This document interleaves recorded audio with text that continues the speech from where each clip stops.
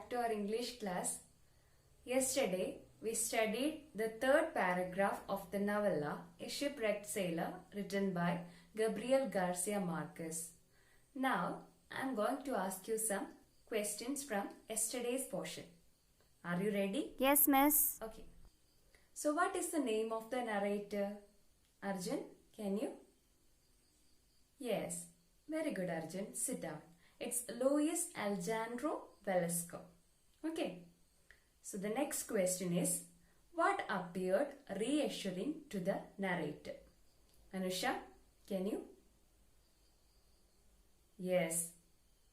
Very good, Anusha. Sit down. The other sailors in the ship were also in the same predicament as that of the narrator, and it was reassuring to him. Okay. Next question.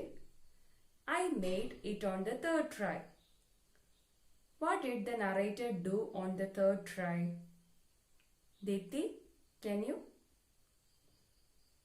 Yes. Right answer, Diti. Sit down. So, the narrator made an attempt to grab the rigging and jump aboard. Okay. So, that's all about the third paragraph. Shall I move on to the fourth paragraph? Okay, miss. Okay. Before that, you have to read the portion individually and silently. Okay, children?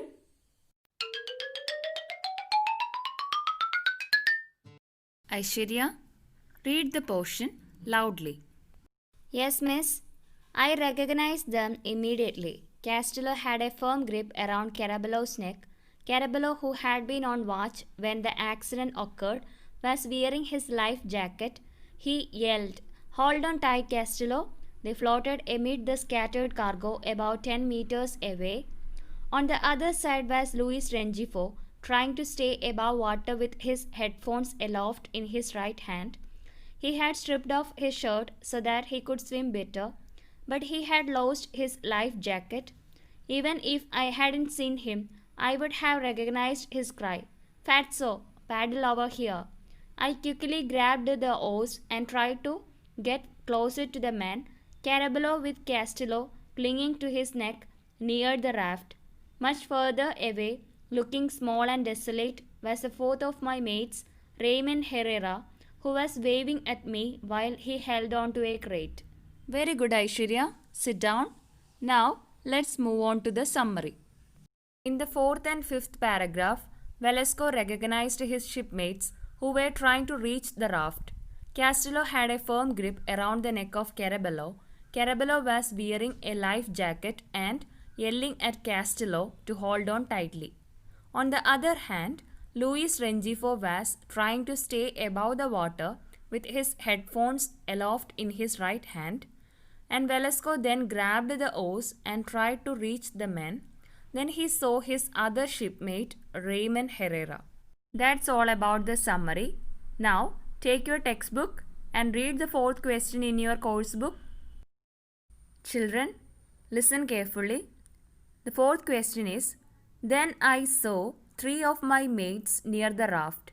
Who were the 3 shipmates Velasco saw? Anusha, can you say the answer? Yes, miss. The answer is Castello, Caraballo, and Luis Rengifo were the 3 shipmates whom Velasco saw. Yes, very good, Anusha. Sit down. Children, yesterday we discussed some prefixes in the class, isn't it? Yes. So today we are continuing the prefixes, so you have to listen carefully. Prefixes are fixed to the front of words. They add to or change the meaning of the word.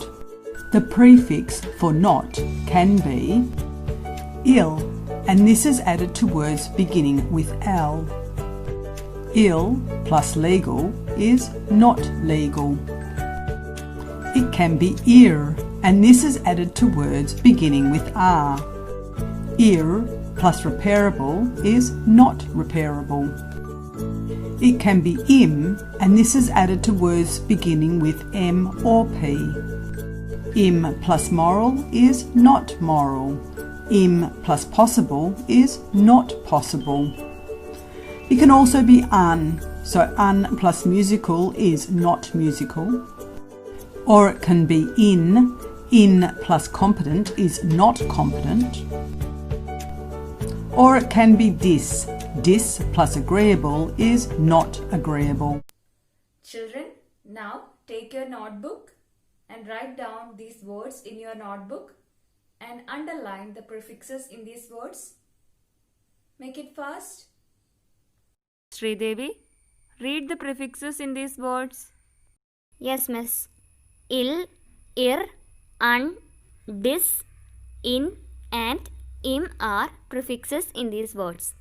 Well done, Sridevi. Sit down.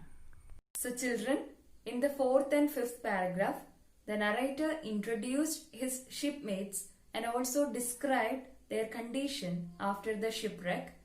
So that's all about today's portion. Do you have any doubts? No, miss. Okay. So children, see you in the next class.